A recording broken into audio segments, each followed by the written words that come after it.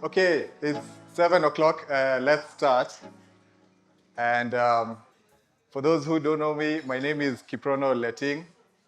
Um, I'm the host of Baada Summit podcast. So this event is called Baada Summit Podcast Happy Hour. I've organized events like this before for Mountain Club of Kenya, and I thought to do one for the podcast for now, like my podcast audience. So karibuni kila mtu. And this event will be monthly, every last Wednesday of the month. And I'll be inviting someone to come talk about the specific hiking adventure that they've had, or even climbing and mountaineering. And so thanks, Biaru, for letting us use this space. And also this will be recorded, so you could watch this after like the event today. And you can watch it at my YouTube channel. YouTube channel is called Baada Summit Podcast. So everyone here should subscribe. Tafadhali. Right now it has like 450 subs, so it should have like 500 by the end of the day. So. And then we have some merchandise. I'll have some more merchandise next month. Alice is there. She's selling some stickers. They go for 200 shillings, so it'll be nice if everyone can get a sticker. You could also support by buying me a beer. A beer here costs 350 shillings. It goes to the production, but I may drink 1 or 2 beers. And yeah, that's that. And let's get to the event. So our guest today is called Simon Anderson. Simon is half Ugandan and half British. He grew up in Kenya and then went to other countries, then came back to Kenya. And then I met him a few months ago when we both signed up for a navigation course on Mount Kenya. Actually, our instructor just showed up right now. So Tyson, karibu. And so we met during this navigation course at the Kenya School of Adventure. And then, of course, we talked about our hikes and hiking adventure. And then he mentioned having done this Camino De Santiago, which is a 900-kilometer hike, which is insane. So I knew someday he'd have to like either talk about it, and yeah, now we're here. So with that, let's welcome Simon. Thank you. Thanks everyone for coming to listen to this talk. Thanks Kip for inviting me. So yeah, last summer I started walking from the border of France and Spain. I walked across northern Spain to the Atlantic Ocean over just over 30 days.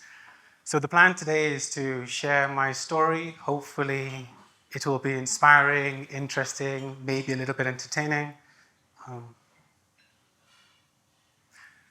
So these are the kind of the 5 areas that I hope to cover. I know Kip will have time for questions at the end, but I'm going to do a little tiny bit of history behind the Camino. Nothing kind of too boring or in-depth, just to put my pilgrimage, my walk in a bit of context.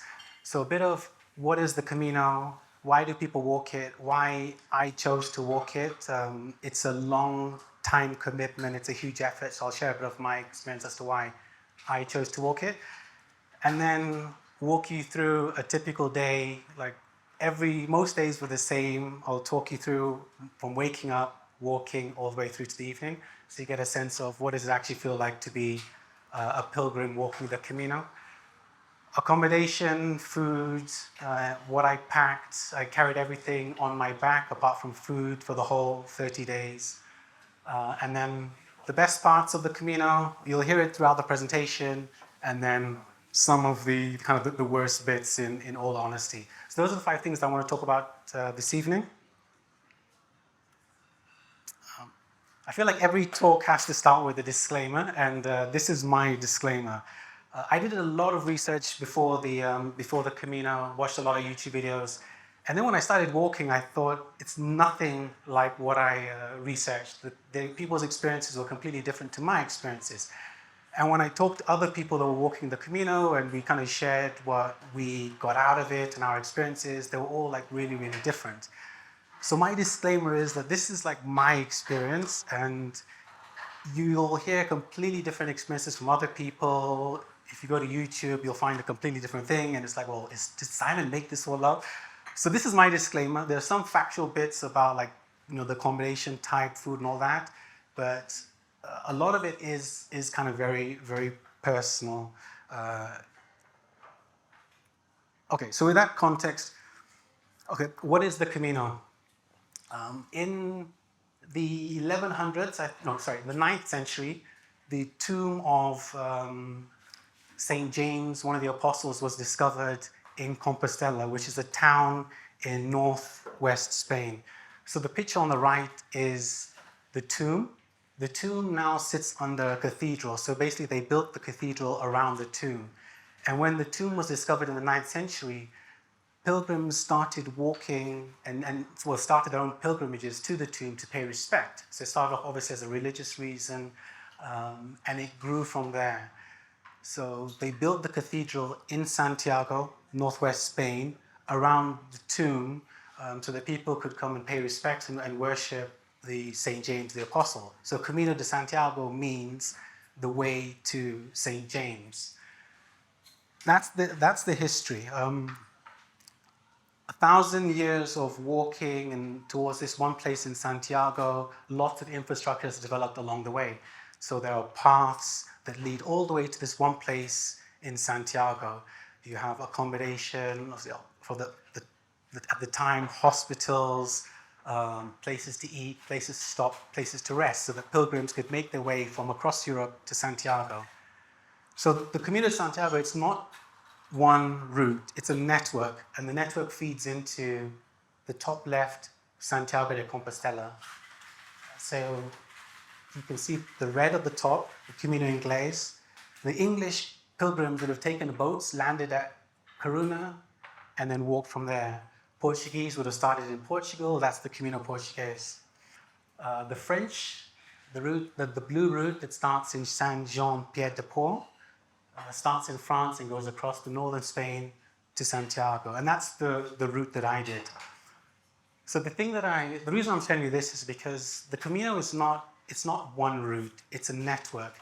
And there's no set starting point. So you can start your Camino anywhere. And I met a couple of pilgrims that started walking from their house in the Netherlands. They just locked their door and just started walking. So there are hundreds of official routes, but you can literally start wherever you want to. The end point is the cathedral in Santiago. So the route is the blue color. The route that I did is the blue one. Yeah, the Camino Frances. So it starts just across the border in France. So I flew into Madrid. I took the train to Pamplona, as you can see on the top right. And then I shared a taxi with 3 other pilgrims to Saint-Jean-Pied-de-Port. This was my first day. So you arrive at one of the main starting points, register as a pilgrim. So here we're all lining to register as a pilgrim, basically, give our name, which country we've come from, and get your pilgrim passport, which I'll share around. And this basically identifies you as a pilgrim as you're walking across Spain. So when you go to a cafe, they'll stamp your passport. You go to a tourist attraction, they stamp your passport. And when you get to Santiago after a month or so, this is kind of the evidence that you walked the route. So you get this at the pilgrim's office, go find the place that you're staying, and get ready to walk the next day. So this is the town in France. You can see kind of down the street, the mountains in the background, that's the Pyrenees. So the first day you go over the Pyrenees, which is the mountain range that runs across the French-Spanish border. So when you say pilgrim, is it a specific religion? A pilgrim is someone that walks for religious reasons. But now, I guess anybody that walks the Camino, for whatever reasons, they are called pilgrims. So I'll talk about why people walk the Camino. I didn't do it for religious reasons, but we're kind of all pilgrims on the Camino. So another thing that they give you as a pilgrim is a scallop shell. So again, a tiny little bit of history. When pilgrims walk the Camino, when they got to the Atlantic Ocean, they'd pick up a shell, and when they went back to where they came from, this was evidence that they walked the Camino. Now we have Instagram, like we can prove that we did the Camino. But back then it was like, look, this is the shell. And they got this at the end of their Camino. Today, they give it to you at the start of the Camino, and you hang this from the back of your backpack, and then anybody seeing you with this on your backpack knows you're a pilgrim and you're walking the Camino. Okay, so this was, I guess, the day before the starting day. Next day, you start walking. And then the question is, how do you know where to go? You cannot get lost, yeah? And I say that, but I actually took the wrong turn after the first 30 minutes. But, I mean, you couldn't make this up. At the Pilgrim office, they have a map. They say, leave town, don't take this right, take the second right, and keep going. And literally across the whole country, you have yellow arrows pointing in the direction of Santiago. And they could be official distance markers, like on the bottom left, something painted on the ground, or painted arrow. But you can't get lost. And in the first 30 minutes, I was chatting with a Filipino guy, and he said, you don't have to think about where you're going. You just follow pilgrims in front of you. And we were following this Australian group who I shared the taxi with. One of them had done the Camino before, and he took the wrong turning, and we followed him. And there was a French guy shouting from his balcony. I guess he's used to people taking the wrong turning, and he's shouting like in French, "You guys are going the wrong way. Turn around," something like that. But you can't get lost because there's arrows across the whole country pointing you in the direction of Santiago. It is really quite cool, and there's lots of kind of imagination around the arrows and the direction pointers.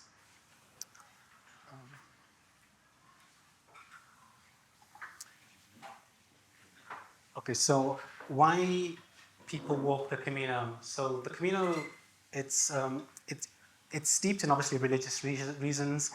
People do it for their faith, for spirituality, but there's also, actually, let me show the next slide.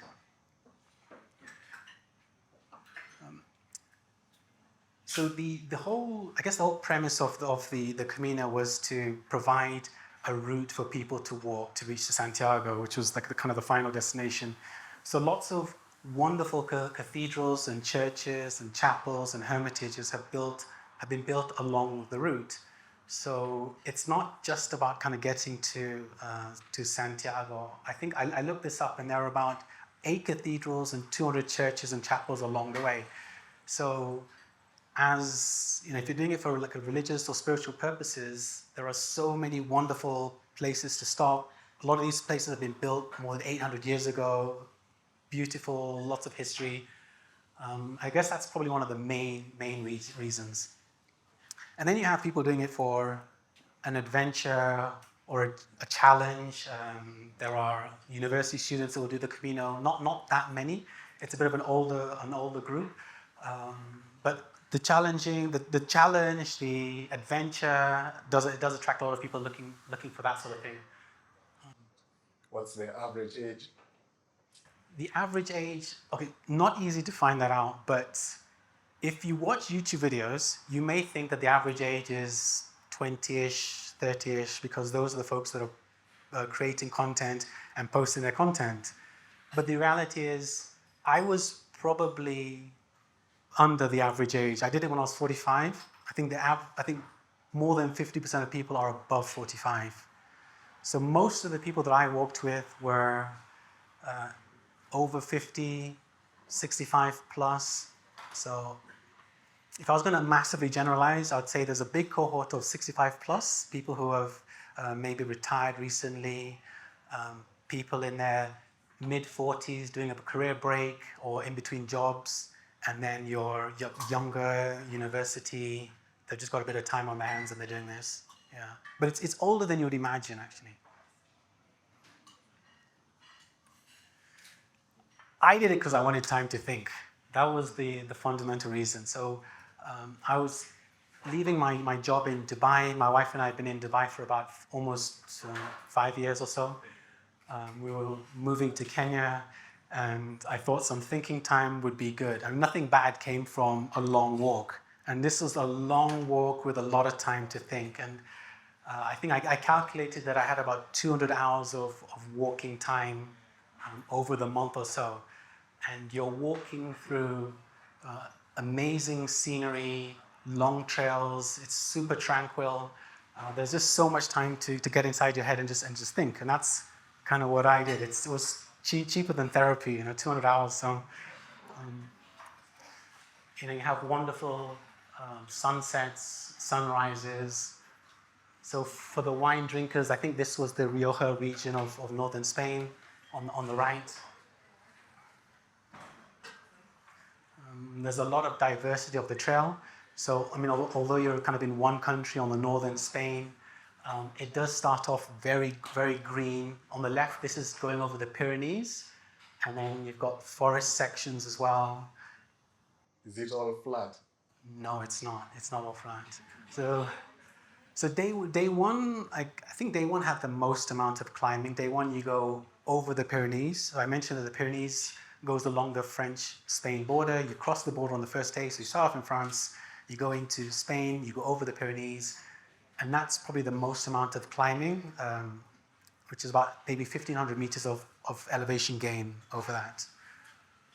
On average, and I will sprinkle some stats as I'm going to go through, on average, I guess for those that know their climbing stats or hiking stats, you average around 450 meters of elevation gain per day. So it is not difficult from a climbing perspective. It's the distance that's the difficult bit, and it's the waking up after walking 27 kilometers the next day and doing it again, and then doing it again and doing it again. So it's not so much the climbing that's difficult, although there are some hilly sections. It's the constant walking every day. Yeah, so this is just to give you an idea of some of the trails and the history, and it's kind of hard not to get lost in your thoughts when you're walking through some of these trails. The bridge on the top right was from the Roman era, so that's more than 1,500 years old, and even just hard to kind of imagine the age of some of these some of the things that you pass and walk on the Camino. Okay, this is just more long paths to give you an idea of the kind of trails that you have. It is very varied. So you're solo throughout? No, so as you start off from Saint-Jean-Pied-de-Port in France, there are not that many pilgrims that walk the whole Camino. So I'd say some people, like me, would do the whole thing in one go. Some people may do it in stages, so they might do it over 3, 4, 5 years and just maybe 1 or 2 weeks and continue where they left off the next time. Some people start closer to Santiago. They might start maybe 100 or so kilometers away from Santiago and do a shorter bit. So I think those are probably like the 3 groups. So at the beginning, it's very quiet because not many people are walking the whole way, or some people might be walking a little bit and then they kind of tap out till next summer or next year. As you get closer to Santiago, you get a lot more people, and I'll also talk about that because that was one of the less enjoyable things when it gets quite busy. But I would aim to walk half the day with other people and half the day by myself. I mean, you could do either way. You could just say, look, I don't want to socialize at all. Just don't talk to me and just walk, and that's perfectly acceptable. And there's an expression on the Camino, which is, it's your Camino. So, kind of do what you want, right? And equally, you could say, well, actually, I want to just meet people and chat to people all day long.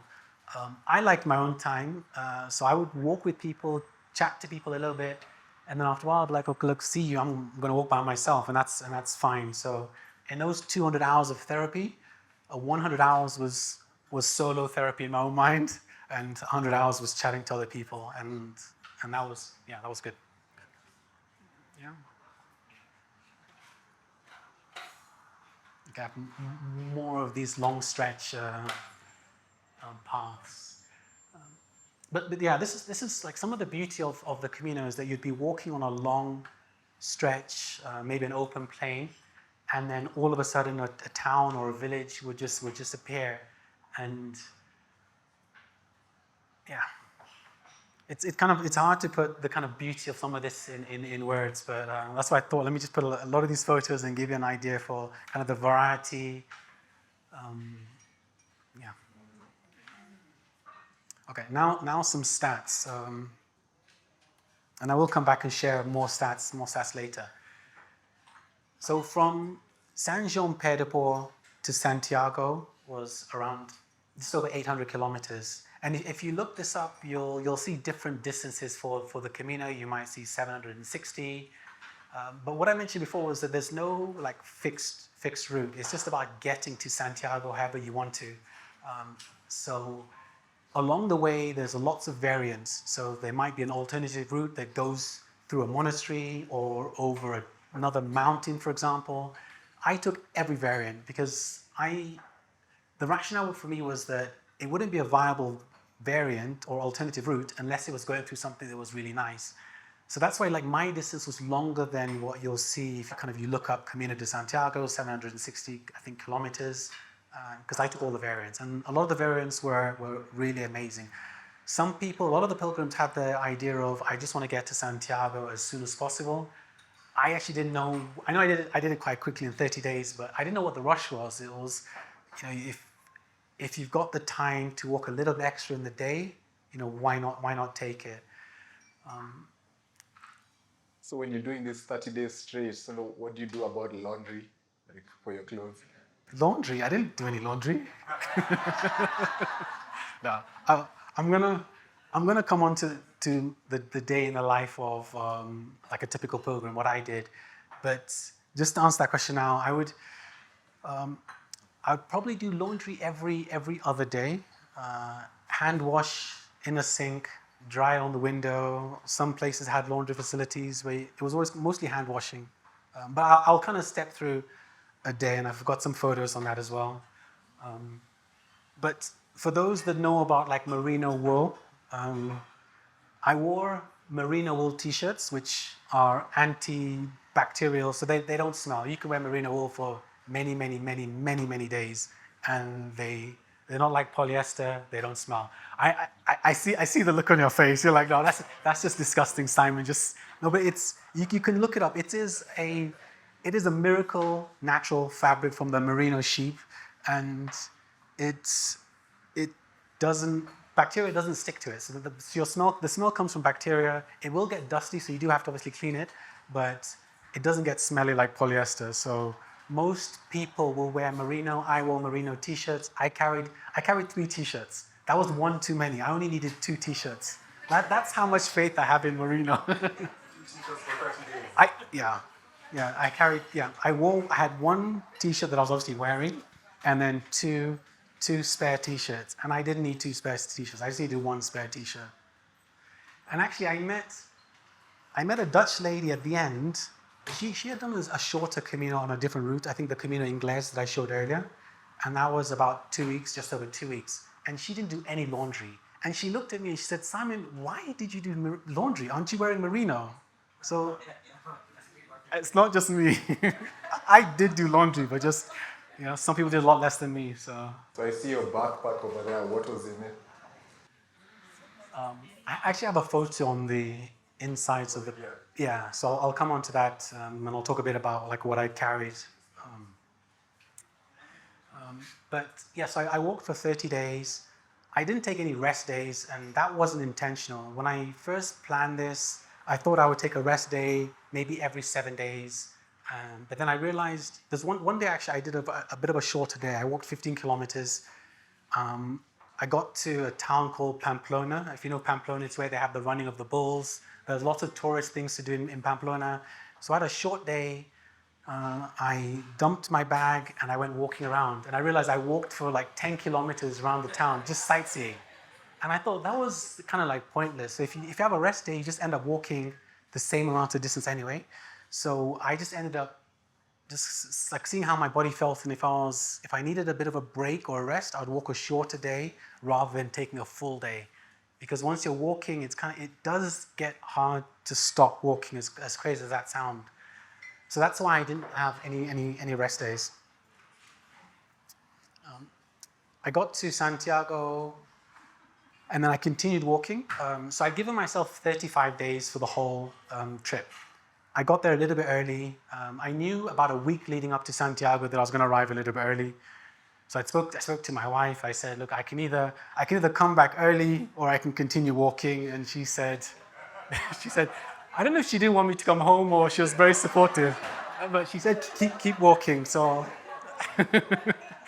I kept my original flight and I had 5 extra days. It was actually 3 more days to get to this place on the Atlantic Ocean called Finisterre, which is Latin for end of the world. And it has that name because you literally cannot walk any further than that. You get to the ocean and you're either swimming or you call it a day. So in the end, my total trip, in terms of like how much elevation gain, around almost 15 kilometers. I did about almost 1.2 million steps, a bit more with the evening sightseeing, and passed through around 200 villages and towns along the way. And that was a lot of the magic was the villages and towns that you pass through. So although it's like 30 days and you're staying in one place at the end of that day, you're walking through 4 or 5, 6 villages along the way each day, and each place might have something fascinating to see. Okay, so the original route is 800 kilometers and you extended by 100. Yeah, that's right, yeah. And part of that was the last week leading up to Santiago. So maybe I'll share and pass this around. This is kind of your evidence of doing the Camino. I guess this has survived 30 days. So please, I hope you can survive for like one more day. Just be careful with the sticky fingers and stuff like that. But this is the proof that you walked the Camino. You get these stamps, and when you get to Santiago, they issue you with a certificate, and the certificate says that you've walked the Camino de Santiago. And a lot of people want that certificate, and the rules or the requirements to get that certificate are that you have to walk at least 100 kilometers. So it's 800 kilometers from France. There's a town called Sarria, which is 115 kilometers. That's the first major place that's more than 100 kilometers. So a lot of people start from that town to get the certificate. And it's not for me to judge, but it means that it gets very busy. And I knew from talking to other pilgrims that had done the Camino before, and you talk to people for a while, they get to know your personalities, you get to know each other, and they're like, Simon, you're not going to enjoy the ending of the Camino because it gets very busy. So I kind of sensed that I wouldn't enjoy it, and I planned, maybe that's why I was walking quickly, and I persuaded my wife to let me keep walking, I don't know. I kind of planned to keep walking to the Atlantic Ocean because only around 10% of pilgrims will keep walking. So you end up in the last week where it's very, very busy as you're walking, as you're getting closer to Santiago.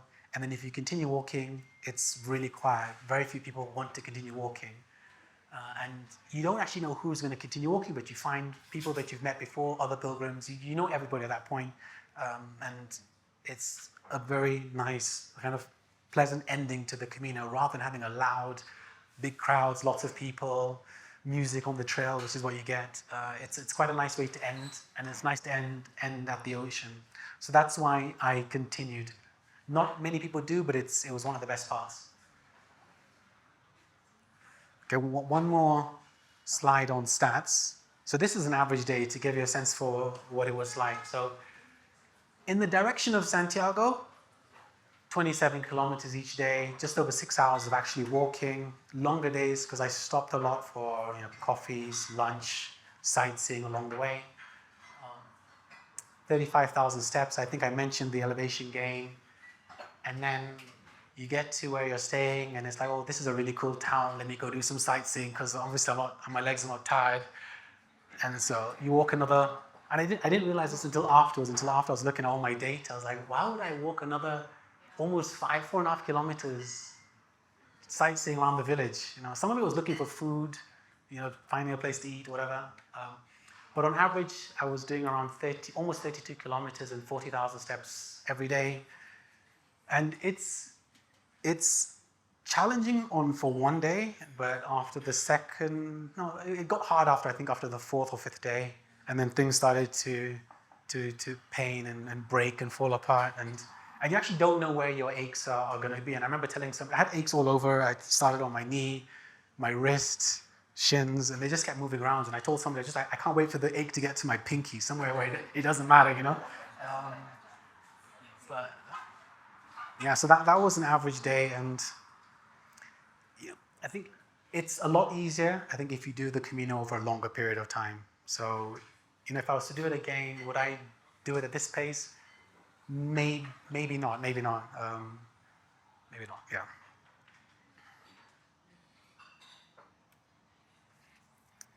Okay.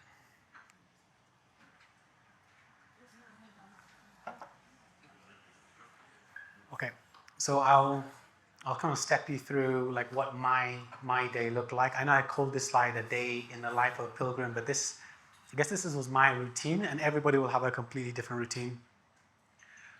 So one of the reasons why I didn't mention this earlier, but why I started the Camino in middle of May was partly for the weather. It starts to warm up then, but it's not too hot, because Spain can get very hot, and walking in July would be unbearable. But also for the sunrise. The sunrise around that time was around 6:30, I think 6:45. So civil dawn would be maybe 6:15.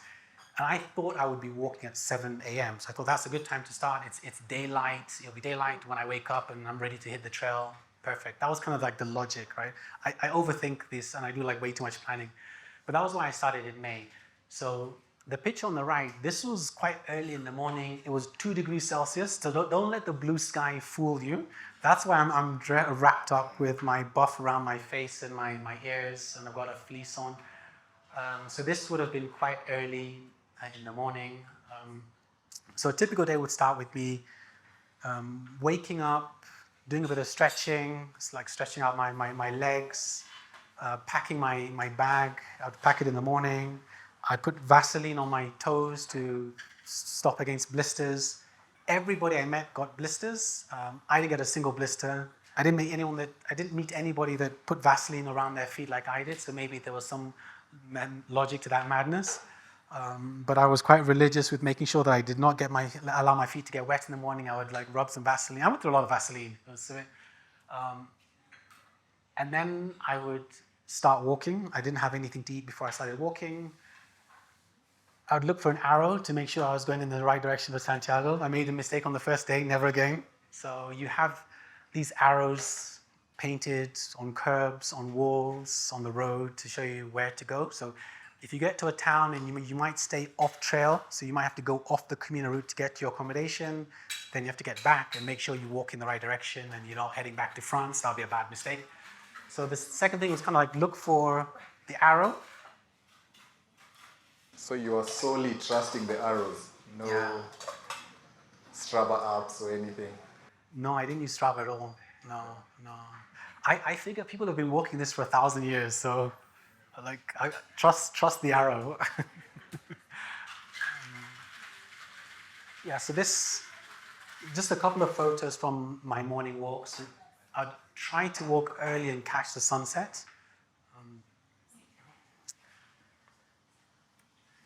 And then maybe around 2 hours into the walk, and sometimes you just can't plan this, where I'd get to a cafe and have coffee and tortilla. So if anyone knows what a tortilla is, it's like Spanish omelette made with potatoes, olive oil, salt, and they serve it everywhere. And I loved it. Every day, my first stop would be at a cafe, and I'd have my black coffee and my tortilla with a little bit of bread. Along the way, I mentioned sightseeing. So if there was ever something interesting to see or do, I'd stop there, take photos, do some sightseeing. So the photo on the right. So you may or may not have heard about this, but there's a winery on the route of the Camino Frances where they give you free wine, or they make free wine available to pilgrims. So every day they fill up, I guess there's barrels with 100 liters of wine. There's 2 taps. One tap has water, one tap has wine. And I got there, they open it up at 8 a.m. and I knew that I'd get there before 8 a.m. So I didn't expect to have any wine. So I didn't have a cup with me. It would be, normally people would carry a little bit of a cup. I'm going to go to the bodega, I'll have some wine and keep walking. I got there and I'm like, wow, it's open. It's only 7:45. Yeah, so I have this. I use my hand. And this is like high quality wine. And the owners, in their generosity, just make 100 liters available to pilgrims. And you find things like this like all along the route where people just give you stuff. And there's another expression, which is the Camino provides. It's like if you don't have something, it'll be given to you. It'll be provided to you. They check your passport. They check your passport. The pilgrim Yeah, passport. no, to provide you like the wine and everything. There's nobody there. There's a gate. It's open. You just walk in, and you know the. I And guess passport, I mean for the stamps. no, because there's nobody there. Yeah, I mean it's really generous when you think about how much wine it is and the quality of the wine and how much they would actually normally sell it for. But it's just every day they top it up, and you know some people abuse it. They'll go and fill up a large bottle. That's not the right thing to do. You want to take a little bit so other pilgrims can enjoy. So continuing with the sightseeing. So this on the left is the cathedral at Burgos, and on the right is at Leon. So there's always something to see along the way. Now these Burgos and Leon, and there's some other cities along the Camino that are really interesting places to stop in their own right. But I didn't stop at the big cities, and again, I was probably different to most other pilgrims that get to the big places, assume that you have to stay there, or maybe just go with the flow and just stay at the big places. But I didn't do that because I realized the first place that I stayed, I realized that you spend 2 hours walking out of the city the next day. So you wake up in the morning and it might be 10 hours to get through the city, out of the suburbs into the country, and that's 2 hours of walking. And by that time you've missed the sunrise, you've missed the morning air. And a lot of the beauty for me was the kind of the morning walks, the bird song, the air. So I decided to not stay in any of the big cities. I'd walk around them in the afternoon, have lunch, and then I'd continue walking and then stay in the next village outside. So that the next morning I was already in the countryside, because the countryside for me was where like a lot of the magic of the Camino was.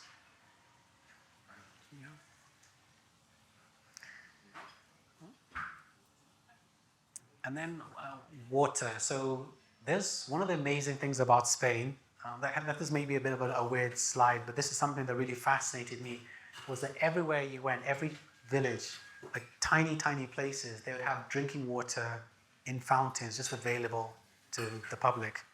And it kind of just fascinated me that in the most remote, tiniest village, there was safe drinking water.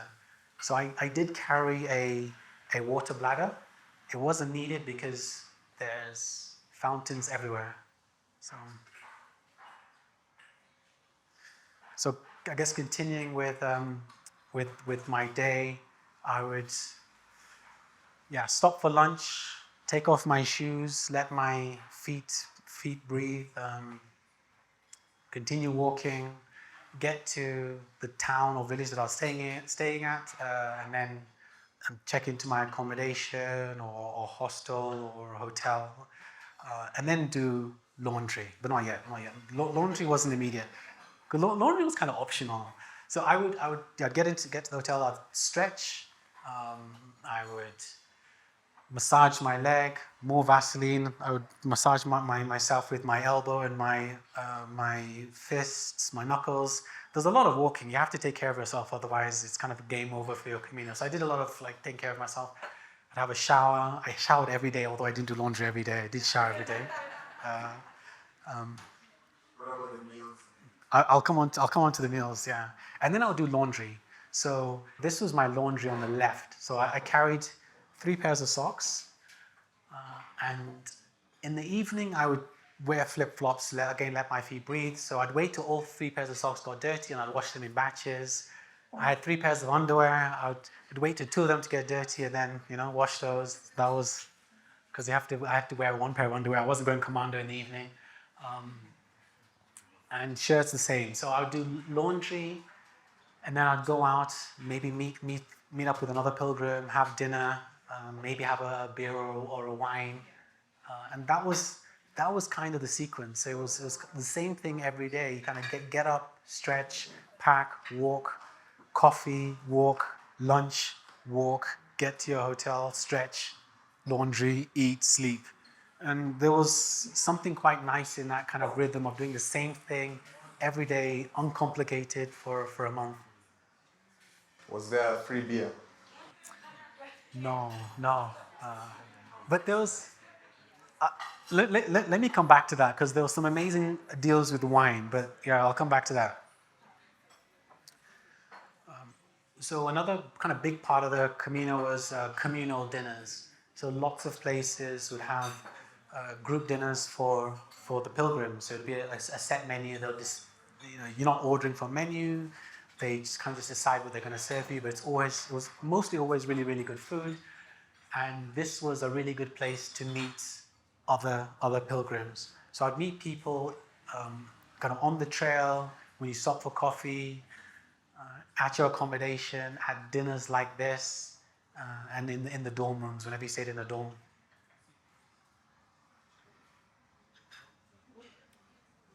Okay, I have another stat here.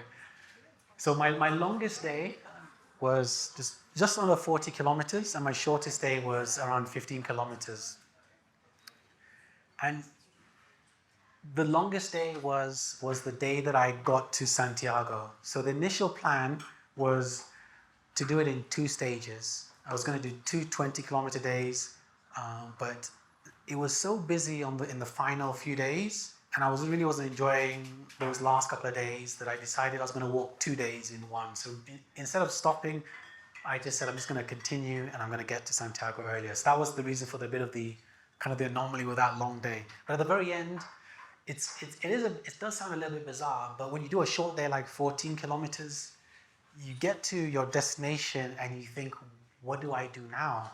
Like, I was at a loss that day, and I thought I should really be walking, and it does kind of mess with your mind a little bit. So both those extremes were a little bit weird. Okay. Okay. Now a typical pilgrim. There really isn't any such thing as a typical pilgrim. The people that I met, I would not have been able to imagine the kind of people that I walked with, that I met on trail. I walked for many days with a group of 65 plus Italians. I struggled to keep up with them. I know you might think I'm exaggerating, but I never would have thought that I would, kind of befriend a group like that, and I would struggle to keep up with them. But it was a challenge. All age ranges. I met somebody from Utah. I think it was from Utah. He was there with his family, 2 children. He had a 4-year-old, and he said that his 4-year-old is okay walking about 10 kilometers a day. So they were going to do the Camino in 3 months. Yeah. But so I thought the 4 was the youngest person that I had. I didn't meet the kid, but that I'd heard of. And then I passed the family on the right with the 2 children. And I was like, I think they're pilgrims. They had the scallop shell. They had a bit of a kind of a hippie look. I'm like, they're definitely pilgrims, right? And I think this kid is the youngest. And I walked past them, and the lady's carrying a baby. And so I was like, and she was breastfeeding the baby, so I couldn't actually talk to her. I was like, I wanted to kind of ask her something, but I was like, okay, the baby's the youngest pilgrim that I've seen on there. So you get all ages, lots of nationalities. There's 190 nationalities on the Camino in any given year. You have obviously walkers. Most people do it on foot. You have people that do it on wheelchair, cyclists, people that do it on horseback. So lots of different types of pilgrims. Did you meet any Africans? Yes, yeah. Well, not very many. A lot of South Africans, a mother and daughter from Ethiopia, and then a family from either Mauritius or Reunion, but not that many. But so at the Pilgrim office, I didn't mention this earlier, but when you register as a pilgrim, you write down the country that you've come from, and they have stats from last year's Camino, so you can see how many people come from each country. And at least the office that I registered at, most people, I think the largest number of people, probably France, because we're starting in France, the US, Korea, those are probably the top 3 countries. There were 2 people from Kenya in 2024. So if anyone goes there this year, you can find out if anyone from Kenya did it in 2025, because always 1 year behind. There was nobody from Uganda from 2024. So I gave them my one stat, and they were super happy that they had a new country to add to their statistics. So, but yeah, not that many people from yeah. And it's interesting what drives people to do the Camino. So I think a lot. I don't know if anyone's heard of the movie The Way. Was it The Way? Martin Sheen, I want to guess. Okay, anyway, a movie. It's like 10 years ago. It became quite popular, so a lot of Americans went on the Camino because of that movie. And then you have Paulo Coelho, the author who wrote about the Camino. So a lot of Brazilians are on the Camino. And then I heard, because I was trying to figure out, like, why are there so many Koreans on the Camino? And apparently there was a boy band that had some connection with the Camino. Yeah, so it's like, so if you want to get more Kenyans on it, we have to figure out, like, how do we get, something popular going, right? So it's quite interesting what drives people to kind of do the Camino. What's that? I missed that. Oh, yes, I was going to say something about this photo on the right. So the guy standing behind me was actually from South Africa. And last month, I went to Cape Town. I did a 4-day hike in Cape Town, and I bumped into him on trail, just out of pure coincidence. So, yeah, small world. The 4-day hike, the 13 peaks of Cape Town. Yeah. Wait, yeah. Okay, so I'll talk a little bit about accommodation, like things that I ate, the meals on the Camino. So I went through all my photos, and I didn't take any photos inside any place, unfortunately, but I'll just describe the different types of places that you can stay. So there's probably like five different types of accommodation. So you have albergues, which essentially is a dorm room, like a hostel. Municipal albergues, that is. And that's basically a dorm that's run by the council. And then you have private albergues, a private dorm room. So your municipal type might have anywhere from maybe 10 to maybe 100 beds in one room. The private would be fewer beds, like higher quality, that provide you with your sheets, towel, maybe 4 beds to 8 beds in a room. Then you have your guest houses, private bathroom or shared bathroom, and then obviously hotels and your casa rurals, which is basically like a country cottage. But even the albergues, the dorms, the quality of accommodation across all of Spain was fantastic, like super clean. All the bathrooms are spotless. The price of a bed might be 17 euros for an albergue, maybe 35 for a private for a private room. To give you a bit of context of price, I stayed in a few private albergues, maybe one every 6 or so nights. And the reason is because people snore. And if you're a snorer, like, you've won, you're okay. But if you're like me and you don't snore and you can't sleep when people are snoring, it's difficult. Like, earplugs didn't work for me. So it was a good place to meet people, but in many cases I found that if you're walking 30 kilometers a day, you want to sleep well. And like, I wanted time to think as well, so I'd probably do maybe 5 nights in a private room, either private bathroom or shared bathroom, and then maybe like 1 in an albergue. But some people did the whole thing in albergues. What time would you sleep and what time would you wake up? Yeah. So yeah, that's a good question. Actually, I can't remember. So Spain keeps late hours. So I think sometimes if you want to eat, you have to stay up a little bit later than normal. Maybe 10ish. I would say I probably slept till maybe 10. Got up at 6. So I talked you through my day, but I didn't say the times. I said that I left around 7 a.m. I would try to get to my accommodation after 3 p.m. And again, this was different to most people. At this time of the year, it gets dark at 9 p.m. or after 9 p.m. So you have a long afternoon to do stuff. So a lot of pilgrims would would rush to where they were going. They would walk really quickly, get to where they're going, and they might arrive at 12 o'clock. And if you're in a municipal albergue, it's a first come, first serve on the bed. So they would kind of rush through their day, get to where they're getting at 12 o'clock, and then you've got 9 hours of daylight. And I didn't see the point in that. So I would walk a little bit slower, but for a little bit longer, and try not to arrive before 3 o'clock. And each of the villages, I mentioned each day you'd pass through 4, 5, 6 villages, and I would spend time like walking around and just going slowly. So a lot of people would pass me, and then we might meet up like 5 days later, and they were like, Simon, I passed you 5 days ago. And I'm like, yeah, I didn't stop walking. I just kept, you know. And they just thought, okay, I passed him. He's behind us. He's also going to stop at 12 o'clock. But I didn't really see the point in stopping and having 9 hours of daylight when you could spend some of more time walking slowly and seeing more stuff along the way.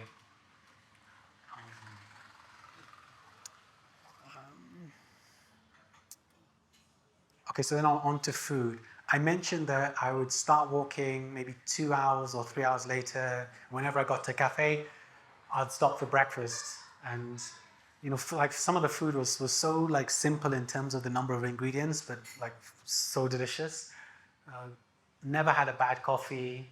These are the tortillas on the top 2 photos. So the omelette with potato. On the right, they'd put a few other things, which is you're not really meant to do that, but they just jazzed it up with some stuff. The ham, I think everyone's heard of the ham in Spain. Super good value and amazing quality. So that would be like a typical breakfast for me, maybe 2-3 hours into the hike. But Spain, a lot of things are closed on Sundays. So there were days where I would walk thinking that I was going to get to a place to have a coffee or a tea. Oh, it's not open. Walk to the next place. Okay, it's not open. Walk to the next place.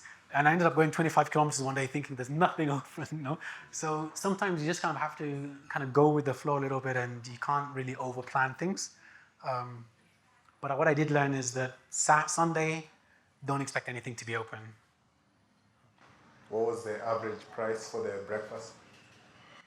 I think a coffee, I would say, would be maybe €1.20. Maybe the tortilla, I'm guessing here, maybe 3 or a bit less, maybe 2 or 3. But you'd be paying less than €5 for your breakfast.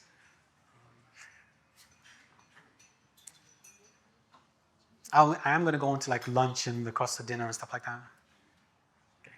So this is also to show you like the kinds of places. Some of the cafes were just in kind of remote places. The place on the left is actually the first stop. So this was actually on the Pyrenees. It's quite a famous place called Orison. And there are just cafes all over the place. Like the Spanish have quite an outdoor socializing culture, so there's lots of cafes kind of everywhere. I mean, when they're open, there are lots of places. You'd have food trucks as well. Basically, there's a lot of support for pilgrims, so you never really spoil for choice. The middle photo was a fridge that somebody had set up with ice cream and a donation system, so nobody was there. It was just an honesty, just put your money in an honesty box. And again, lots of things like that where they may have fruit, just take the fruit and just leave something reasonable in a box. And then going to a shop was also an option. So a lot of times I would buy food from a shop. And actually that's probably the cheapest way to do it would be just to get food from supermarkets, and you know, you're getting really good fresh stuff anyway. So this was like a typical or example pilgrim menu. Lots of restaurants will have a menu for pilgrims. So that would be like 3 courses. So the first course is not a starter, it's like the first plate they call it, and the second plate. And the first plate could be like spaghetti bolognese, it could be like a main meal. So you're effectively getting 2 mains and a dessert, which I would often go for fruits and a drink. And this would be €15. But this would be, for me, this would be fine for like the whole day. So that would, with my breakfast and something like this, I was kind of fine for the whole day. And again, you're getting like really fresh, kind of really good stuff. They also had, there's the pilgrim menu and then there's the menu of the day. And this is what I learned about ordering wine in Spain. So Kip, you asked about free beer. Kind of close with the wine. So you have a choice between water and wine when you order your first plate, your second plate, dessert. Do you want water? Do you want wine? And this is like, it's a really, really bizarre choice because I showed you that they have fountains with drinking water everywhere. So you could literally walk outside, fill up your cup in a fountain and come back. But they give you a choice, water or wine. And you say, okay, I'll go for wine. And the first day I did that, this guy puts a bottle of wine on my table, and I was sitting by myself, and I thought, okay, maybe there's something lost in translation or my broken Spanish. And I'm like, whoa, whoa, whoa, whoa, I just want a glass, just one glass, yeah? And he looks at me, he's like, no, no, just have as much as you want, and then just leave it, you know? And so the price of a bottle of wine is the same as the free water, which you could just get from a fountain outside. And yeah, there's such a, I guess, interesting drinking culture that they just put the bottle there and say, look, have as much as you want and just leave the rest. So it's close enough to free, right? Yeah. So and really good wine as well. So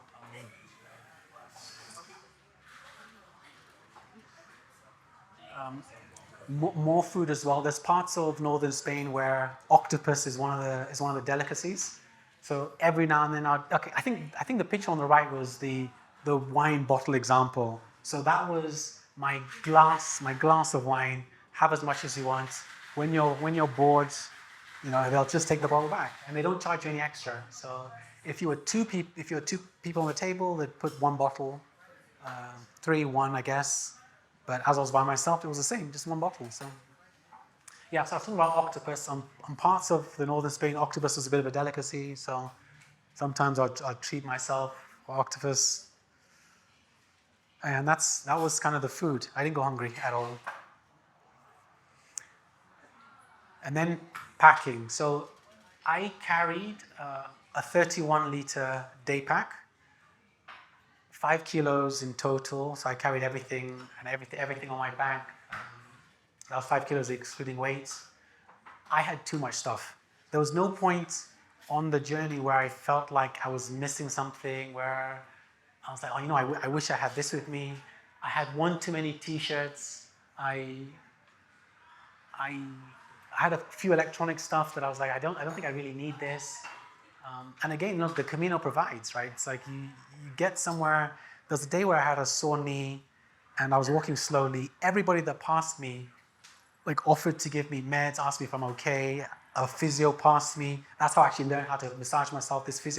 I met the physio, and then she explained, this is how you can massage yourself. You need to do this. It's not a pain in your knee. It's a pain in your thigh, actually, all this kind of stuff. But you get so much support that I actually think that you could just go on the Camino with whatever clothes you're wearing, no money, and you could make it to Santiago because of the generosity along the way.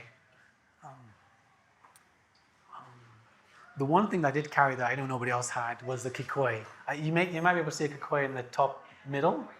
Yeah, so that was quite good. That was my pillowcase, my towel, and my wrap when I was a little bit cold. Super versatile. Could you mention each item? Yeah. Okay, so let me do maybe I do head to toe because it's also in the picture. So I had a French Legionnaire hat. So you're walking west, the sun's on your back. So I had that's kind of the gray thing in the middle. I had a neck buff, which was good for hot days, cold days, around my head as well. You can see the neck buff in some of my photos. Three merino wool t-shirts. You can see the blue one on the top there. 3 underwear, 3 socks, zip off hiking pants. I carried sweatpants for the evening and shorts for the evening. So I had different evening clothes to the clothes that I was wearing during the day. I carried a rain poncho. I didn't carry a rain jacket. I wore trail runners. You can't wear hiking shoes. Your feet need to breathe. So I wore trail runners when it rains. The lower half of your body gets wet. Your shoes get wet. You've got the poncho to cover your bag, but you dry out very quickly with trail runners. I carried flip-flops. I always wore flip-flops in the evening so that my feet could breathe. And yeah, I think, and a fleece. Yeah, a fleece. I had a quarter zip fleece, which was a bit of a mistake. I should have had a full-length one, but my shoes were brand new, and they just about made it to the end. They were completely worn, completely ripped. They're not meant to last 900 kilometers, but they just about made it to the end. Yeah. And the bottom right? Oh, so the bottom right is it's a money like a money belt, a light money belt. I didn't wear this, but I would put that in the brain of my bag. So for anyone that doesn't know what the brain of your bag is, the top hood bit at the back of it, there's a zip. I'd keep it in there, and then when I got to a cafe, I'd leave my bag outside the cafe and I'd take it out and hold it. So that would have my passport, money, wallet, all that kind of stuff. But I didn't have it around my waist, so I thought I would, but it's maybe a pointless item that I didn't really need. I forgot to mention I carried a silk liner, sleeping bag liner. So if you can see my flip flops, just below that on the right, there's a creamish little thing like about that big. That's a silk liner. So in some places where they'll give you a blanket, like for hygiene, I'd use that instead of obviously going into a blanket. Silk is also it also keeps bed bugs away. If you're on a pilgrimage like this, there can be outbreaks of bed bugs at places. These things happen at hotels, dormitories, whatever. But bed bugs don't like silk, so again, that was kind of protection against that. Yeah.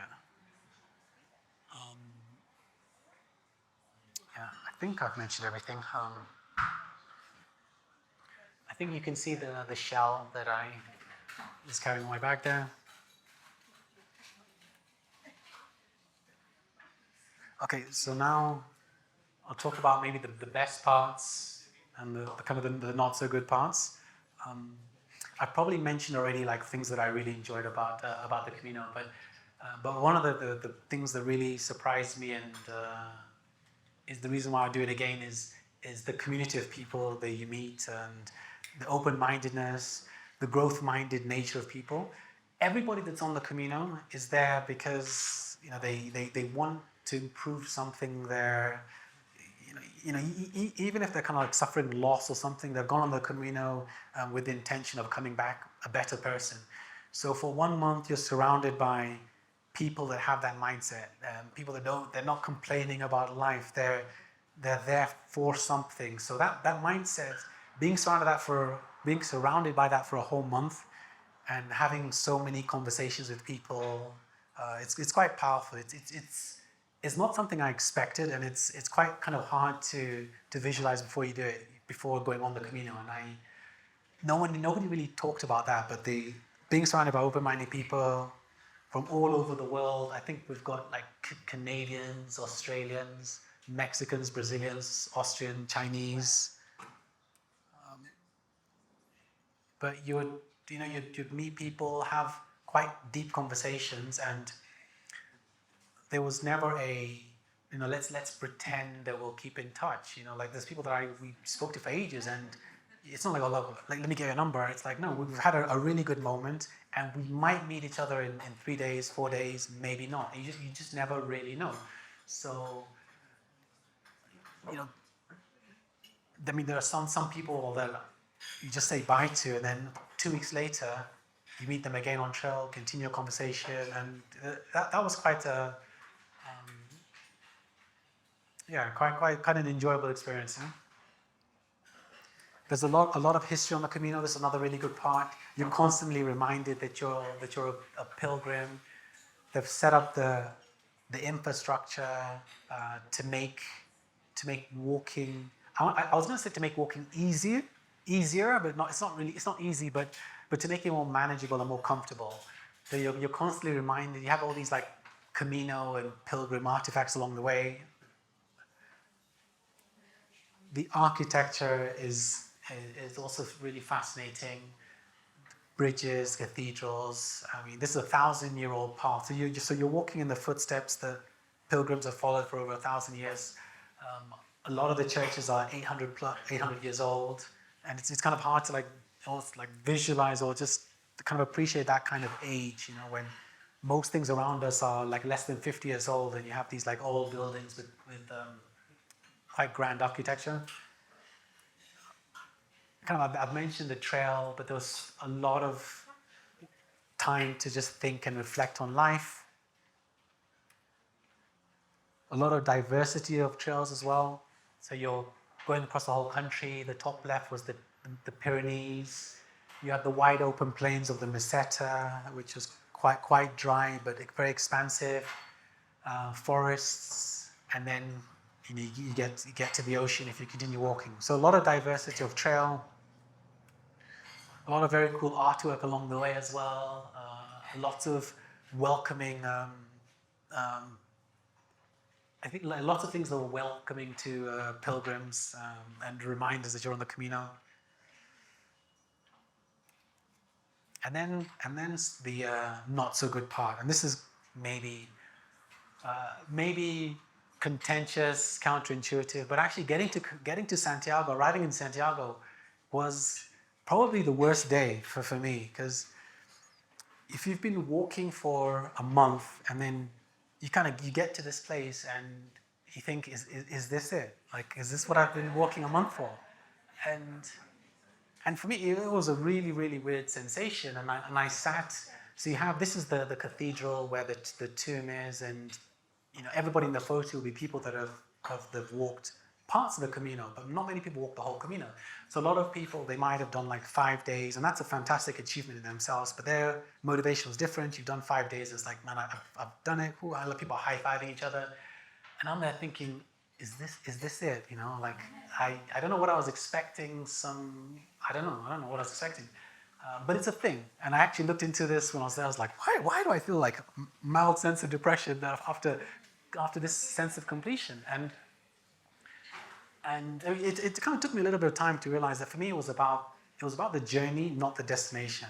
So people that have hiked with me know that I'm not necessarily so interested in summits. I've done some of the popular summits, but for me it's more the journey. So I got there and I realized, like, I don't really feel anything. And if I was to do it again, I'd actually skip Santiago. I'd get there and keep walking like I did with other towns, because I didn't have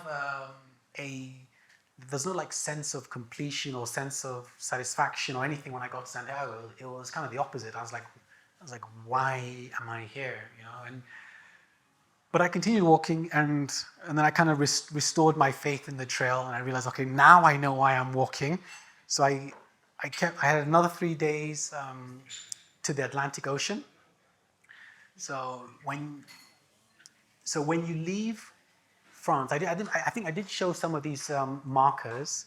You have a countdown marker that shows you how many kilometers to Santiago, and then you get to Santiago, and then as you leave Santiago and keep walking west towards the Atlantic Ocean, the counter starts at 90 and counts down to 0 to the Atlantic Ocean. So there's kind of 2 places that you can go to. I chose Finisterre, and I walked for another 3 days. So that was another 90 kilometers. Why? I think because when you go to Santiago, so you did your therapy thing, 200 hours, and then after the buzzkill of Santiago, like, you just continue. Exactly. Yeah. Pretty much. I mean, okay. So 1 week leading up to Santiago, I knew that I was going to arrive there early, and people had already told me that had been on the Camino before. They said, Simon, you are not going to enjoy the last week because it gets very busy, and it does get very busy. So I don't have a lot of photos of the trail in the last few days, because there are a lot of big groups of people, big groups of school children, a lot of people playing music. So you go 3 weeks in harmony with nature, peace and quiet. There are days where you could walk 3-4 hours and not see anybody. And then you get to an area where you've got hundreds of people, lots of noise, not so much respect for the trail. Anybody that plays, I hope nobody in this room plays music when they're hiking. I mean, but that kind of like disrupting the peace, it just, you lose all the, like, at least for me, all the benefits that I was getting from the Camino, which is just thinking about life and just having conversations with myself and appreciating nature. So that's why I continued. I knew that when I got to Santiago, I was going to continue. I didn't want my last day on the Camino to be me sitting in Santiago, bit of a downer, being like what that last few days was a bit. So I continued, and this allowed me to finish the Camino kind of like almost like on my terms, the way I started, very few people, back in nature. And also, it sounds crazy, but it is very difficult to stop walking. So even when I got to the Atlantic Ocean, so so this is the zero marker. So that's the end. You get to the lighthouse. It's the end of the world in kind of historical, mythical times. And I kind of scrambled a little bit down the rocks a little bit. And then that was my final photo. I couldn't really go any further than that. And then you think another episode of depression sets in. It's like, oh, where am I going to walk to now?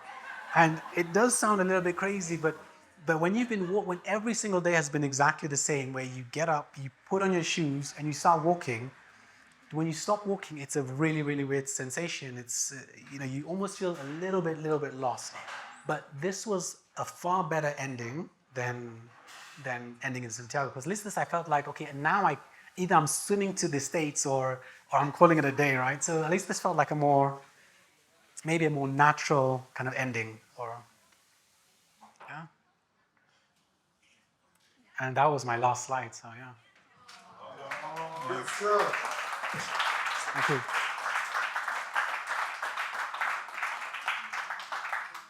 Okay, next is Q&A. So before I get to someone, what was the total spend of your pilgrimage? I know averages. I think so. I averaged maybe around 50 euros on accommodation per night. So a bit of a disclaimer. 15 or 50? 50. So my community was a bit more expensive than most people, I guess. You could do it a lot cheaper. But I wanted a lot of my own space to think in the evening, so I did more private accommodation. Your two biggest costs are accommodation and food. So I averaged around 50 euros a night on accommodation. You could do it for 20 if you go for dorms. I averaged 40 euros a night on food, but I ate out a lot as well. And you could do it if you went to supermarkets. Again, that could come down to maybe 15 or 20. But I had the Camino in my mind for 3 years. I think I did a lot of research, and I knew that when we left Dubai, the Camino was going to be the first thing. So it was a bigger trip than if I was to do it again. And I'm going to do it again, so I'll do it a lot differently next time. Okay, any questions? And how did you book your accommodation? Yes, that's a good question. So the Camino Frances, it is quite popular now. It's the busiest one. So you could just turn up to a place and hope that they have a bed. And if you're going for one of the municipal albergues, it's a first come first serve. That's why a lot of people would arrive quite early to try and nab a bed. That doesn't work anymore on the Camino Frances. I think the year that I did it last year, it got to a point where you had to book a little bit in advance. At least I did. So I would book maybe 1 or 2 days in advance. If I did it again, I would do a different route, and I wouldn't book it all, because some days you don't know how far you want to walk. If I were to recommend when to do the Camino Frances, I would say do it earlier. May was a little bit busy, so you do it earlier, do it in April. It's colder, but you can just go from town to town and not worry about booking. But yeah, I booked maybe a day, 2, sometimes 3 days in advance. Yeah, mostly booking.com. Sometimes I'd WhatsApp the accommodation and just do it through WhatsApp. Okay. And 2,000 euros should be enough for everything. Yeah. Do my averages work out? Yeah. I mean, I think, so I guess it depends how much comfort you want. And that's how I think about it. I think, so like, accommodation, I would say anywhere from 17 to 35, 40. Some places for me were a little bit expensive because the Camino Frances is getting busier, and I was a little bit out of options. But do it on a quieter time, maybe 17 to 35. If you want more comfort, you can go up from that, obviously. And food, I ate out more than I would if I was to do it again. But I was just, a lot of times I was quite curious about the food. I would go with an average of maybe like 20 to 30, depending on how many times you want to eat out. So, So, questions? So you get to the Atlantic Ocean. How do you get home? Um, was there an airport in that town, or did you have to take a train back and then fly? so I took a bus back from the Atlantic Ocean back to Santiago, and then a train from Santiago to Madrid. Yeah. So transport within Spain is very easy and actually relatively affordable. It's kind of good value, but it's easy to get around. It's a very multinational community. So language-wise, language barrier or anything. I know there's Google Translate and whatnot. Say you're in one of those remote villages, you're going to one small bodega or something like that. How do you communicate? So I found that the people that were serving pilgrims along the way, so if you had a restaurant, cafe, accommodation, their English was really good, all the Spanish people along the route. Some of the pilgrims may not speak English. Yeah, so yeah, Google Translate. Some people from Brazil, from Mexico, they may not speak English. But I found that, I mean, I speak a little bit of Spanish, albeit a little bit of broken Spanish, but you can get by with English because the people providing services along the route, they're used to dealing with like tourists, and especially the younger generation in Spain, they speak English quite well. So language wasn't really an issue. Mr. Anderson. Let me ask you a very serious question. Actually, it's a follow-up to the language scenario. Okay. Did you experience any racism in Spain, walking in the middle of shags of Spain, and was there any repercussions of that? Number two, how many pairs of sneakers did you go through? Okay, let me answer the second one first. I went through one pair, and just like I said, like they barely lasted the 900 kilometers. Some people would have to like buy a second pair en route, but there are so many things, so many like services and facilities for pilgrims that buying shoes or anything in that matter, like not an issue. Okay, now the first question.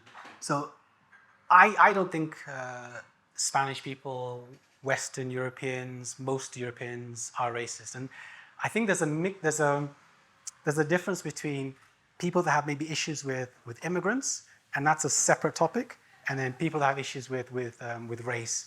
I don't think the Spanish people have issues with race at all, and I've seen lots of scenarios where they actually put up tests just to test how racist people are or not, yeah? And yeah, you see Spanish people coming to people's defense. So walking the Camino, it is very obvious that you are a pilgrim, that you're a tourist, that you're not an immigrant. And I'm not saying issues with immigrants are right, yeah? But I'm saying there's a difference between somebody having an issue with an immigrant who might be a white immigrant versus a pilgrim, right? Or a tourist or somebody else from a different race. And you only have to see how, to be frank, how African Americans are treated extremely well to know that it's not a race thing, yeah? So, yeah, hopefully that answers. I know a lot of people think about that, but I actually didn't experience anything. I think Spain is better than the UK in that sense, and far better than the US if you're going to kind of compare how countries treat people. Hi, Simon. Hi. I wanted to ask which question. What was the highest elevation you gained? Because you said some days you gained over 900 plus. So the highest elevation was 1,500 meters. So lower than Nairobi. So elevation isn't the challenge at all on the Camino. There are places where you do climb a lot. There's a lot of gain, but your highest altitude point is 1,500 meters. I remember. Prior to this, what was the longest distance you ever climbed? The longest distance was just under 40 kilometers in one day.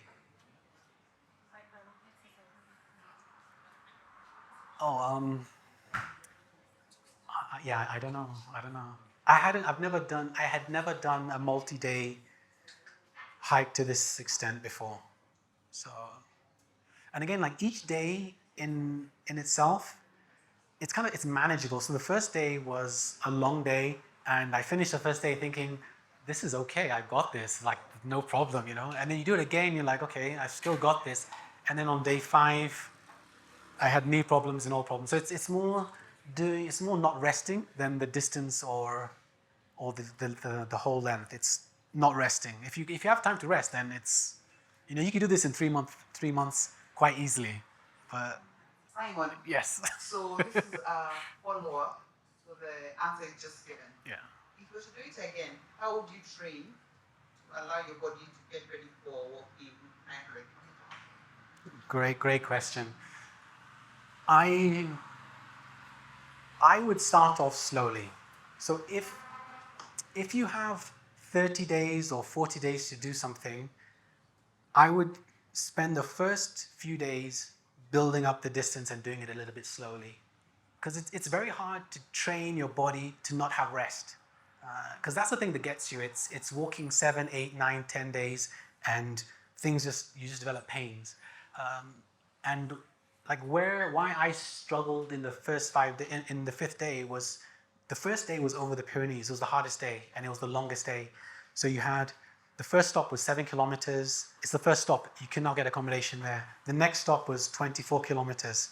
Everybody stops there. You can't get accommodation. So I had to go beyond the traditional first day and go to the next town, 3 kilometers. So my first day was very long. And then my next day was long. And that's how I got.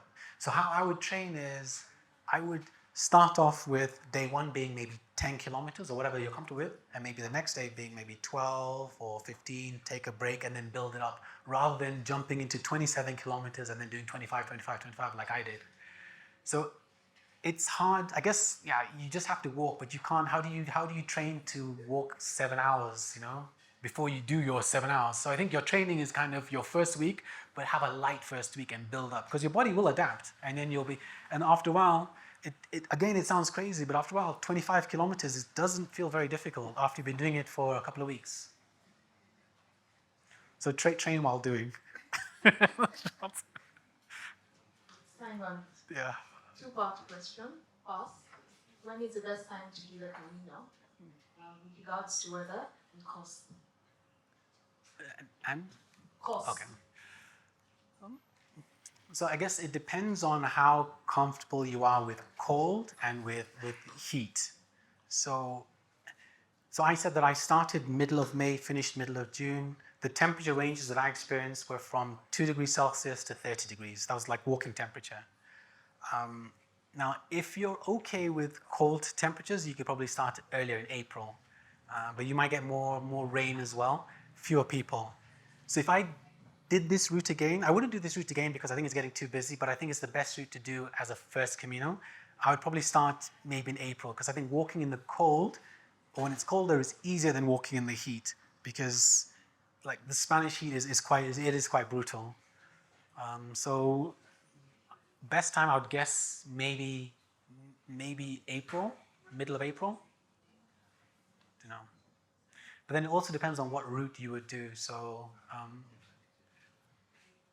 maybe I'll go back to this slide. Oh. Did I break it, Kit?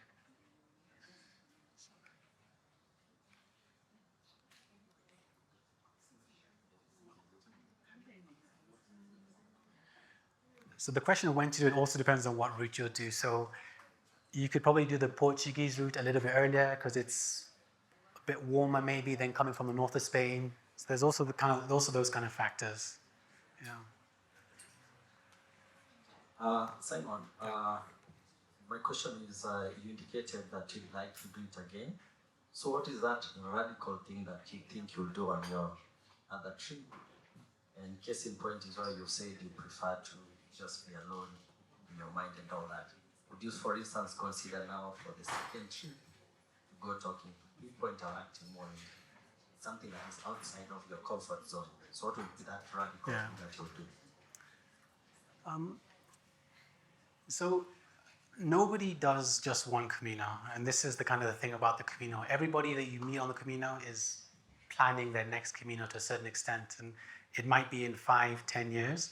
The South African guy that I met, I bumped into randomly. He's planning on doing the Portuguese, I think, in next year. So for me, it's, I mentioned, I put a slide up there where I said 200 hours of therapy, and I kind of, it's half joking, but I was kind of serious about it. That we're surrounded by lots of noise constantly, especially in big cities. Nairobi's a big city, and if you filter out that stuff for a while, there's a lot of health benefits, right? Like, forget the physical, there's a lot of mental, kind of emotional, all that kind of stuff, right? So I would do it again because there's so many benefits to it, rather than doing anything radical. I do have radical challenges in my bucket list, but this is more of a, it's more of a, maybe a mental reset. I did speak to a lot of people, so I think I mentioned that typically in a day I would try and spend half of it speaking to other people and then half of it by myself. And I could easily spend the whole of it speaking with people. But if you don't have the time for yourself, then you kind of lose some of the benefits. At least I felt it. So the reason I'll do it again is because there are so many benefits to it. Hi. Hi. Did you ever feel like falling apart? Or tell me about when you fell apart. What do you mean by Emotionally, whatever it was, when you were like, this, where am I? I've gotten 100 kilometers, 400 kilometers. What am I doing? Not really. There's I did meet pilgrims though. They were asking themselves, why are they walking, right? Like, they're like I don't know why I'm doing this, yeah. But the thing is, so I was very, very clear that walking would answer questions that I didn't know what those questions were. So I didn't go into it thinking like, I've got these questions I want to answer, and like, look, this walking is going to help me, right? And I think a lot of people had that idea that like, look, I'm going to go walking, and then I'm going to do the Camino, I'm going to walk, and then magically all these problems are going to be solved, right? I went into it thinking that questions will come to me and the Camino will answer them, but I don't know what those questions are, and it doesn't really matter. So I never felt like, what am I doing? It was always... Okay, follow up. Did you find people who were doing the same, like, they fell apart, and how did you take care of them? So I don't know. Okay, I think maybe I'm interpreting fell apart. Not really. I mean, people. You find people that question why they're doing it, right? And I mean, that's part of maybe every conversation that you have with pilgrims. One thing you don't do, and like one of the taboos on the Camino, is you don't ask somebody why you're doing the Camino, because a lot of it's very personal until you've built up that kind of relationship, and then it's like, okay, look, this is why I'm doing it, right? But like after you've known somebody for a while, and I kind of use that for a while, hours of walking, it's you can kind of support people in different ways. I got a lot of support from people. Hopefully I gave people support as well. Let me give you the version of falling apart. So, if you're doing a marathon, right, and you hit 21 clicks, 30 clicks, where the barrier is, where you think, I might not be able to make it tomorrow or whatever, it's not falling apart physically or emotionally necessarily. It's just, there's a barrier where you think you need to push through. Right? The bit that where I struggled was when I had a knee injury. That was, I think I already mentioned, that was maybe day 5, and a day that was meant to take maybe 5 hours to walk, because I was hobbling, took maybe 8 hours, I was going about half the normal pace, and people passed me, and everybody that passed me helped out, and they were like, well, what happened to you? And I had to explain to everybody what happened. So that slowed me down even further. But for me, it was a good lesson, because the first 5 days I was probably walking a little bit quickly. I was treating it like a hike here in Aberdare, a day hike, but it was like, no, it's 800 odd kilometers, right? So it kind of showed me to slow down. But yeah, it's not, I don't really count that as necessarily falling apart. It's like you need someone's help, or you don't necessarily know you need someone's help, but people help you. And I had people walk past me, some French pilgrims that didn't speak English, and they would try and, with their translation, to try and help me, try and understand what was wrong. And yeah, you have those kinds of conversations. And then I'd met this Malaysian, Australian pilgrim, and then she was questioning why she was doing the pilgrim. And you have questions about kind of about life, and questions about life help people. So I guess maybe that helps with the whole falling apart. But then, okay, how I kind of interpret the falling apart is maybe there's a physical element to it, but as crazy as it sounds, I mean, everybody can walk this. It just depends on how quickly you want to do it. So 30 days is quite tough. I mentioned the Utah family with a kid that they were going for 3 months. I met 70. I think the oldest person I actually met was an 80-year-old lady. She was doing a 10th Camino, and she was doing it very slowly, but she had all the time in the world to do it. Yeah, she had all the time in the world to do it. So the physical thing. What stops your Camino is if you get like a blister or a terrible injury. And I met somebody that was continuing their Camino. What's the safety protocol for that?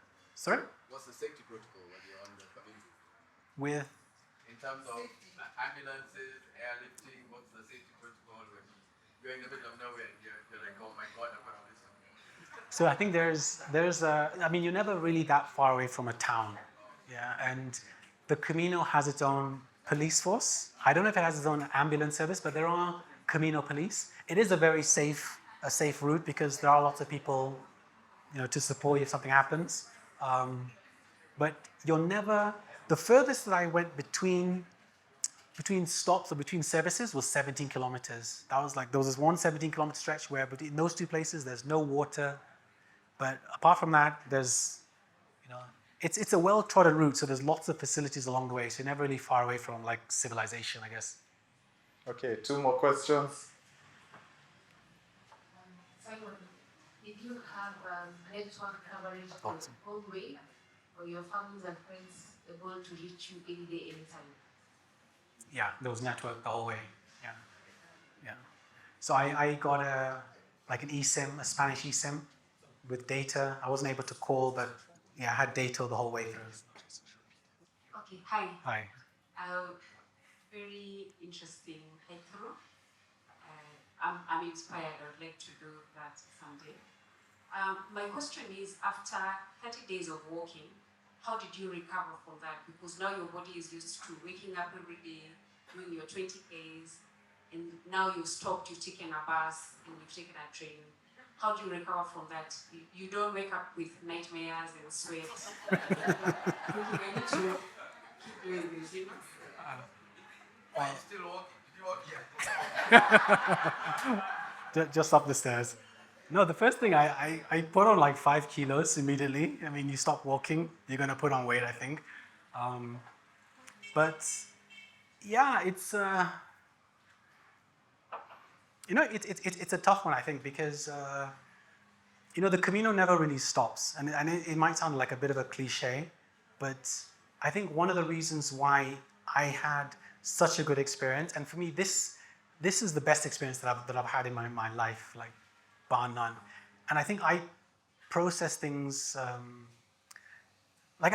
quite maybe differently to some pilgrims that left it and did enjoy it, right? Like for me, the Camino never really ends, and some people will say a similar thing. So although kind of I stopped walking, the Camino was kind of a journey. It's life. We're in life now. We're all on a journey, and lots of the lessons that I picked up along the way, I still think them through as well, and they still appear in my day-to-day life. So my body did need to recover. Yeah, the physical thing I did need to recover. My feet were very sore afterwards. I didn't realize that I probably wouldn't have been able to continue walking much longer. Although I joked that I was like, I couldn't stop walking, but my feet were in quite a bad state at the end because I pushed myself a little bit too hard. But yeah, I did actually stop walking for a while. No, I didn't. I lie. I actually I did Mount Kenya and Kilimanjaro soon afterwards, and then I stopped walking, and then I stopped. Yeah, it's actually only January where I've started walking again. Yeah, it's only this year where I've started walking. Yeah. From what you're sharing, this sounds like it was a personal conversation, and you called it therapy. Do you document this on social media, on Instagram? Where else do you tell your story? And how do we connect to that story? Yeah, I'm actually not on social media, so I am that guy that's not on Instagram, Facebook, or anything. So I used to have social accounts, and then I think maybe 2 years ago, I want to say, I just blew them all up. You know, so the best way to connect is just talk to me in the physical world. But I will say something about I know we're probably out of questions, but like 1 month, it is a long commitment, a long time commitment when you're working and stuff like that. But you know, if you have a time in your life where maybe you're between jobs, or you know, you don't necessarily want to rush into something. And for me, this was about not rushing into a move to Kenya, and my wife and I starting a new chapter in the right mental state for me. If you have a gap where you don't have to rush into something and you can afford to take 1 month off, you know, there's nothing can beat walking for a month. And it doesn't have to be the Camino, but I felt that like after 2 weeks is like when you really start to feel the mental benefits, the clarity in life, you know, the clutter of day-to-day life and the noises, things that we stressed about. You start realizing, well, there's you know, they're quite trivial in the grand scheme of things. There are some big problems, but a lot of it is like trivial stuff that we kind of, you know, we make them into big things in our head. You don't need so much stuff. You just need 2 T-shirts. So that's such a powerful, it's such a liberating thought that you can walk across the country with just 3 pairs of underwear, 3 socks, and 3 T-shirts. You know, that's all you need. You know, and so if you get a chance to walk for a month, it doesn't have to be the Camino, but just a walk and take time off. It's so therapeutic. Okay, thank you so much, Simon, for an amazing presentation.